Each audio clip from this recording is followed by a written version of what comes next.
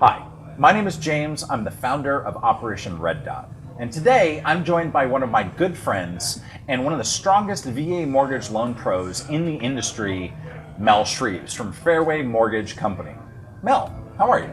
I'm great. How are you? I'm really good. Glad to have you here today. Yeah, I'm excited to be here.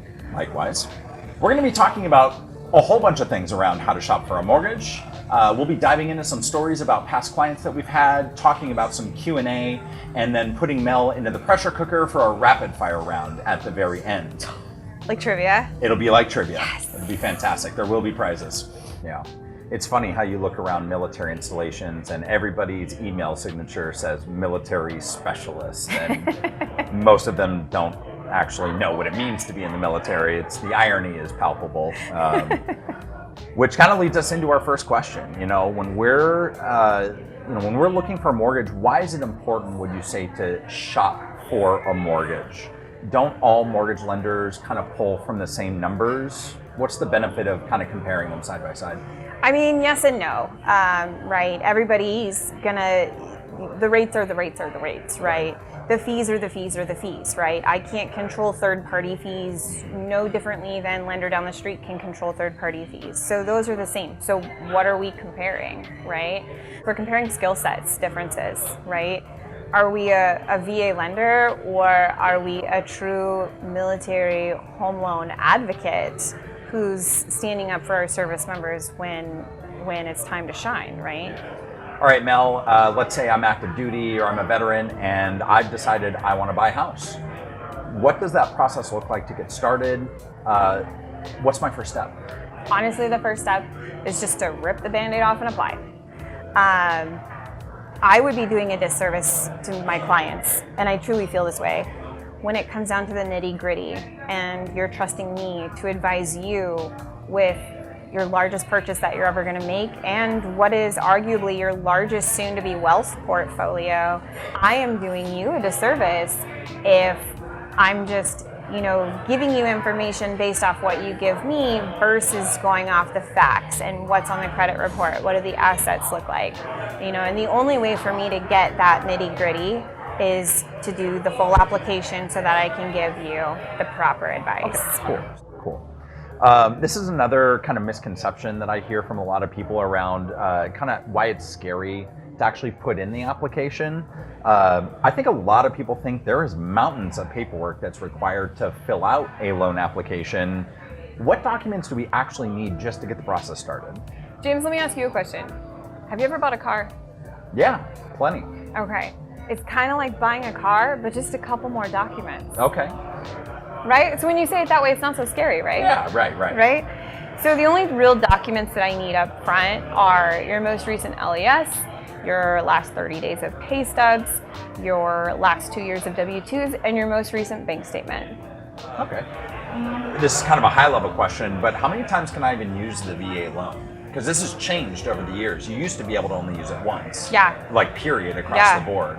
How many times can you use it now? What would you do if I told you there's no limit? I'd freak out. That's amazing.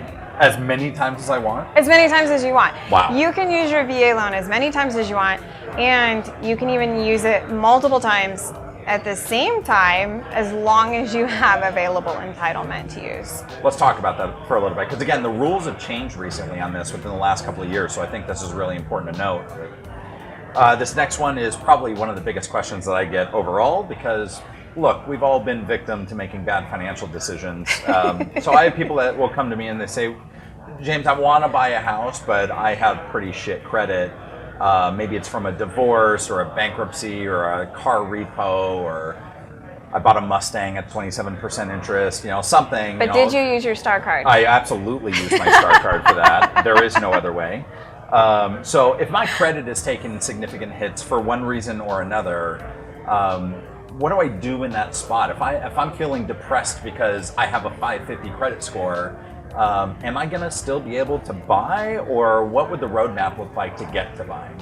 This is why I love the VA home loan, because it's such a moldable loan, right? the VA understands that service member families, they don't have the luxury of living, the white picket fence stable lifestyle, right? Sometimes they have to pick up and move literally at a moment's notice and move cross country and hope and pray that they don't forget the dogs or any of the kids in the process, right?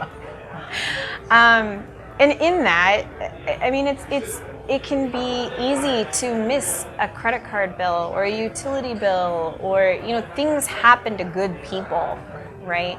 Even I'm not immune to unexpected financial life events, even though I do this for a living. Same. And that's why I like this loan, because I can still help service member families with the tools that I have available to me to get them into homes. I have a client who did have an unfortunate event. There was a delay in him receiving his VA disability.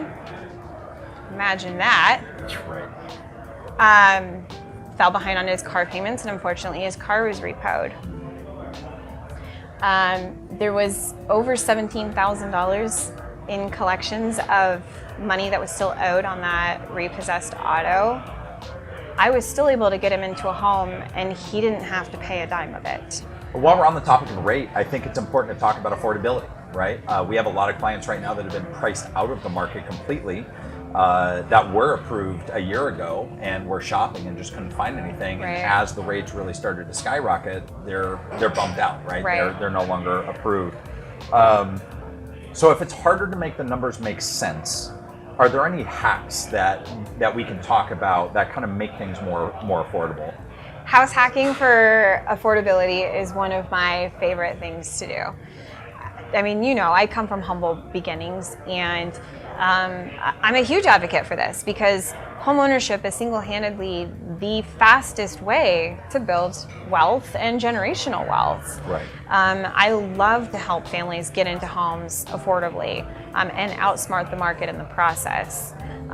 One of the things that we can do, and one of the things that you and I have even done for our own clients, is helping maybe a single E4 guy who just came over from Japan get into a duplex. Right, and then he rents out the other side to one of his buddies, or works with a reputable property manager to rent out that other side of the duplex. And then he doesn't even have to worry about the rent money; it just shows up. Right. So we're talking about duplex, triplexes, and fourplexes. Yes. All zero down. All zero down. Okay, that's pretty great. It's pretty awesome. Now, just as a caveat to that, let's say we were looking at a fourplex. Fourplexes are obviously significantly more expensive than houses. Just a little bit. Just a little bit, right? So it's my understanding that we can use the income coming in from the other units that I'm not going to be living in to help us qualify. That's right? correct. We can use the proposed gross rents, or if there are tenants currently occupying those units, we can use the lease agreements that are currently in place to help with mortgage loan qualification. Now, the only caveat is, as a service member, you do have to have a little bit of money in savings. You don't have to pull it out of savings. You don't have to use it. You don't even have to touch it. You don't even have to look at it. But we have to see that it's there, just in case there is some kind of financial emergency, or if you have a door that goes vacant longer than initially anticipated.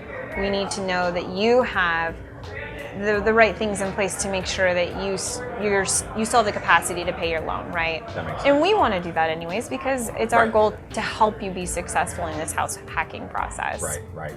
I personally cannot be a bigger fan of multifamily. I bought a fourplex in 2019. I bought duplexes in the past. Yeah. I see a time and a place for a house. I love houses, but holy crap, our multifamily they're a force multiplier of themselves. Right, and especially with this huge affordability crisis we're having here at JBLM, we don't get COLA pay here. Right. It's needed, Yeah. but we don't get it. And how awesome is it to have maybe two best friends buy a duplex together while they're stationed here, especially if it's somebody who's on flight status or something, then their spouses have, their best friend's buddy living right next door. They have that built-in support system, but they also have housing affordability. And as friends, they're still in a position where they can cultivate and create generational wealth opportunities for their families with this whole built-in support system. So, the possibilities are unlimited with the VA loan. All right, so obviously we all know that the VA home loan is zero down, right? So we're not putting a down payment down. Great question. But there's always costs, right? There's closing costs. Nothing's free. Why the heck am I paying closing costs in a VA loan? Why are you paying closing costs? Because there's a lot of players in this process, right? They say there's over 30 people from when I touch your loan until the county gets it to record the loan. Right. The appraisers are independent contractors. They work for themselves. The county recording office, we have to pay somebody to record the deed with the county. If there's a title survey that needs to be done, we have to pay the title company to pay the surveyor to do that work, right? I don't have control over any of those fees, right? Because those are third-party charges. I have to, get those people in the loop so that they can help us collectively close, and, I've got to pay the bill, right? So now, those are your closing costs, right? That's separate from your down payment, which is the money required to qualify or get into the loan. Now, thankfully, the VA has a zero down requirement. But we still, just like every other mortgage process, have to include those professionals in helping us get to the closing line, and those professionals still have to get paid. All right, so the buyer does still have some closing cost liability, but it is possible to get other people to pay for it, right? Through negotiation, tactful and strategic negotiation, we can get the seller, for instance, to put that money up in certain circumstances, right? It doesn't have to come from the buyer, but they're initially liable for those costs, right? James, what if I told you that I've helped clients get their closing costs paid for and helped them pay off their STAR card and maybe another bill at closing? I'd freak out. No, that's amazing. So we can pay off debts through the purchase of a home as well. We absolutely can. If we as professionals show up for our clients the right way, we can absolutely help our clients through other means to pay off other things. And these are just through, your masterful contract negotiation skills with the seller. And there's ways that we can work it, Yeah. But yeah, no, I love it when we are able to do that for our clients. Yeah. I have a lot of people, one of the big objections that I hear quite a bit is, I don't want to apply for a home loan, or I don't want to shop for a mortgage because I'm afraid of my credit being pulled, right? Yeah. Doesn't that hurt me? Doesn't that hurt my score when it gets pulled like that? And what if I'm shopping, right? What if I'm looking at 4 or 5 different lenders to see where the prices are or whatever? I don't want constant hits on my credit report. Right. What's the deal with how intense is the hit of a credit pull, and does it matter if I'm pulling 1 or 100? Honestly, it hurts more when you're brand new mortgage funds than it does during the inquiry stage. A lot of people don't realize that. They're more afraid of the inquiry. Now, the Equal Credit Opportunity Act, which is a federal regulation, actually allows for everyone, all of us, even us, to have a 14-day shopping period.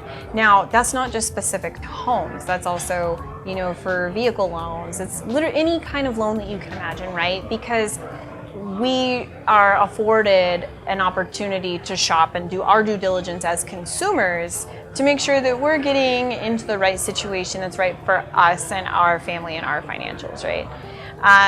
So you are afforded a 14-day shopping period, and you can have your credit inquired upon multiple times during that 14-day shopping period. Now, if a client is shopping, I will see the inquiries on the report, but their credit score will not be adjusted for the shopping period until after the end of that 14-day shopping weather window that they're afforded. Guys, thank you for joining us for today's video on how to shop for a mortgage with Mel Shrieves, the mortgage mom from Fairway Mortgage. Thank you, Mel, for joining us today. Yeah. This was an absolute blast. If you guys have any questions, please feel free to reach out. We'd love to chat with you. Both Mel and I are available to meet with you in a one-on-one Zoom, or we can meet in person. Regardless of where you are in any of the 50 states here in the US, we'd love to talk with you regardless to get you educated around how to shop for a mortgage and make sure you're getting the best deal you can. Until next time, this is James and this is Mel.